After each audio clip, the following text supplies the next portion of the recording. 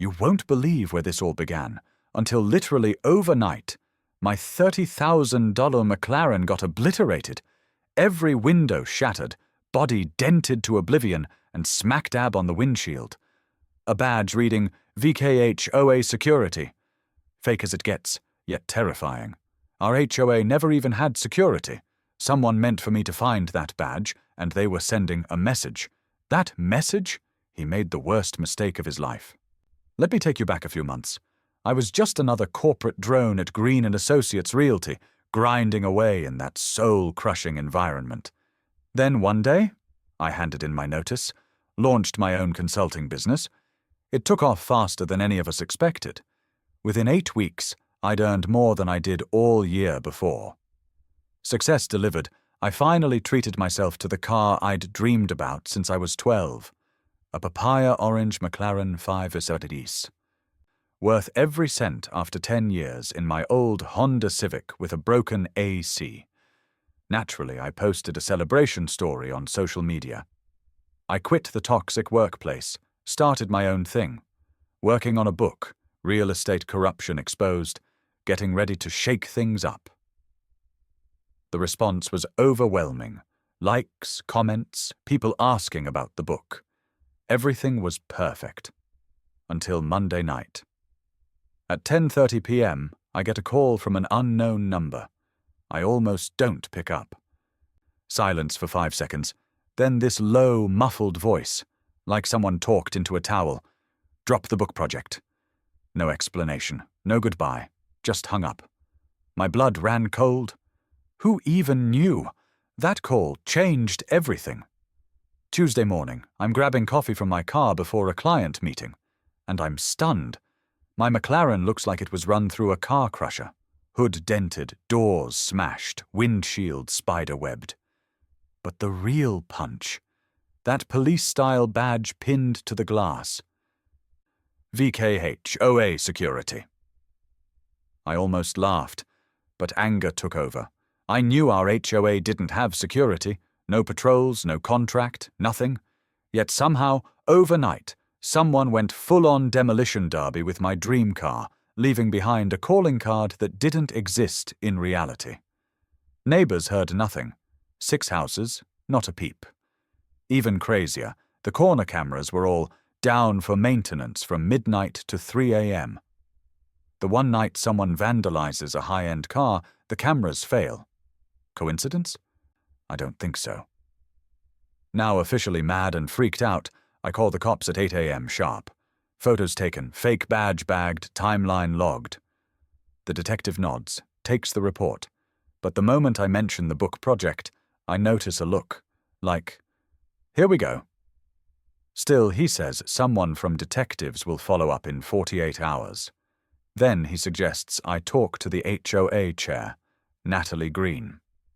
So I do. She's in her home office, a perfect little setup of family photos, motivational posters, immaculate desk, dressed to the nines. She says, "Oh my goodness, your car, terrible. No one's ever seen anything like this before." I only mentioned a vehicle. I didn't say McLaren, yet she knew. We hadn't talked about the book project either. But when I brought it up, her face went 3 octaves up. "I saw your post about writing a book. Real estate corruption? Make sure you're fact-checking, libel laws." She's talking legal issues while I'm trying to report a crime. Then in walks a guy she calls Mr. Kane, her security consultant. But she accidentally calls him Vic once before snatching it back. He stands behind me, cracks his knuckles way too loudly, mentions defamation again, and makes me feel like I'm in a textbook intimidation scene. He points out things like, writers must be careful with claims, emphasizing respectable business people, and I feel my stomach knot up.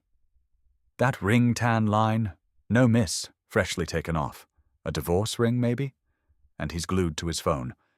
I ask about patrol schedules to get a grip on when security is or isn't around. I see panic flash between Natalie and Victor. "We're very discreet, only on an as-needed basis," he says. "Pilot phase," she adds.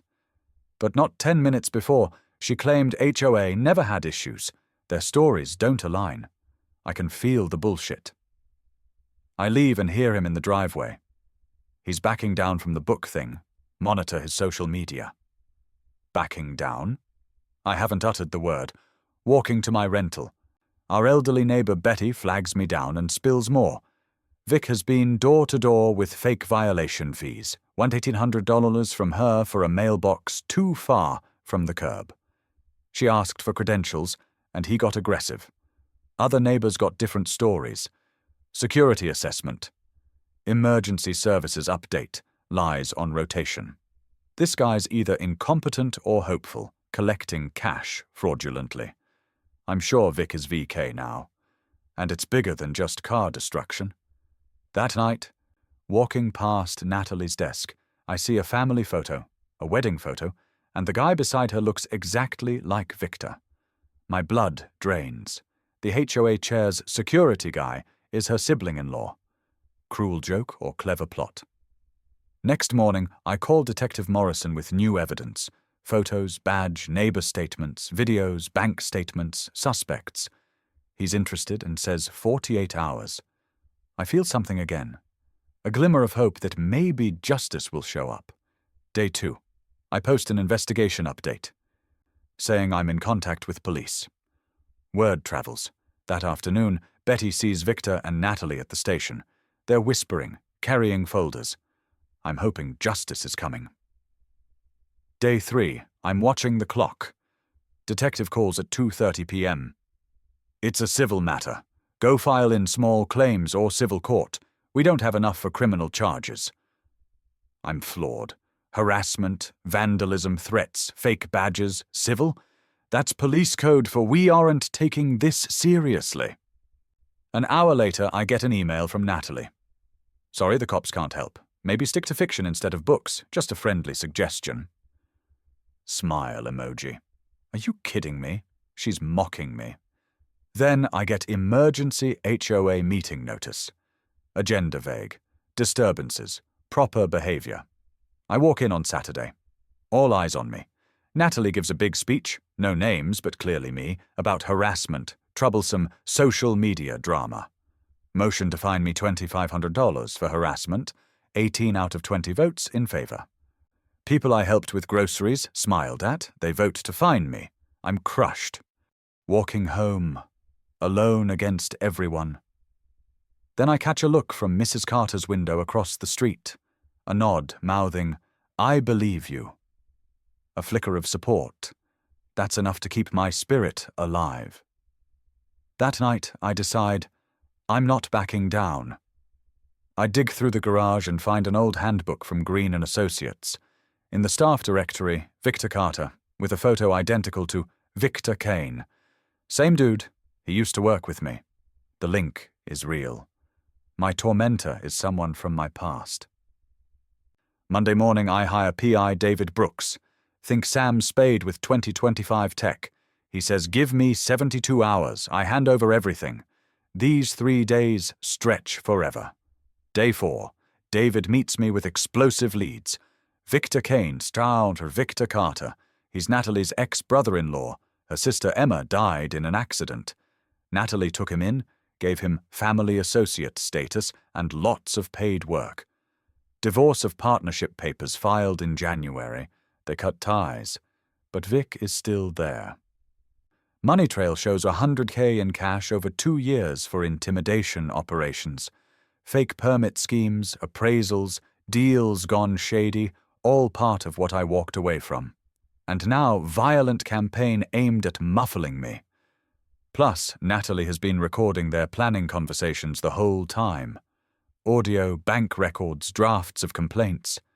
She's been building a case against him, planning to betray him and use him as scapegoat. This changes everything. Their trust was one way. She was building legal walls the whole time. I plan the publisher trap. I rig a call from a literary agent saying Random House is fast-tracking my book. I include details, fake permit scheme, harassment, HOA scam. Make it juicier than real. I broadcast the call on speakerphone so any electronic eavesdropper picks it up. It works. A few hours later, I see Natalie's car racing to the community center. Victor follows, eyes wild. The showdown's set. Real detective stuff now. David had rigged a mic, we record them. The moment is cinematic. Natalie flattens Victor. He just got a book deal. Chapter 12 destroys us. Vic's stunned. She says quietly, they must sacrifice him. Not even family anymore. He trusted her. She recorded everything and is throwing him under the bus. The audio chills me to the bone. He explodes live. We're streaming. 20,000 people are watching. Vic storms out, gathers himself, then calls 911 in front of everyone. I want to confess. I've been part of schemes. Natalie used me. She planned it all. Here's evidence. The whole neighborhood listens. The confession is raw and complete. Within 2 hours, police arrive. Vic walks up voluntarily, proud. Natalie cuffed too. Justice moves fast. Weeks later, courtroom packed. Vic testifies, detailing crimes, fake fee schemes, permits, harassment. Most chilling moment, jury hears Natalie's recorded betrayal. Business is business, Vic. Scapegoat. Her voice plays. Courtroom gasps. Verdict. Natalie gets prison. Vic gets reduced sentence. District attorneys also arrest 6 others involved in the scheme. The corruption ring collapses. 2 weeks later, HOA holds public hearing. Natalie in handcuffs. People who once rejected me now apologize. HOA orders restitution, $67,000 to the fund, and $38,000 for my ordeal. Neighbors organize a liberation barbecue with a piñata painted like Natalie in orange. Kids laugh, neighbors cheer, and I realize healing starts here. Finally, I drive in with the brand new McLaren 765 LT. I'm greeted with applause instead of cold shoulders. My book becomes a nationally best-selling memoir and sparks legislation requiring background checks for HOA boards. Natalie sits in prison now, 6 months in. Vic's serving time. The neighborhood feels whole again. But I'm not naive. She'll be out someday. Will that be trouble? Maybe. But I've changed too. I'm not the same scared guy she tried to crush. I'm the one who brought down the empire. If there's someone out there being intimidated by HOA chairpeople or anyone in power, you aren't alone. Document everything. Trust your instincts. And don't let them tell you you're crazy for standing up. Truth has a way of winning. If this thriller-level real-life story had you thinking, no way, drop a like, tell your friends, and subscribe for more, because this could be just the end of Chapter 1, and I promise it's only getting started.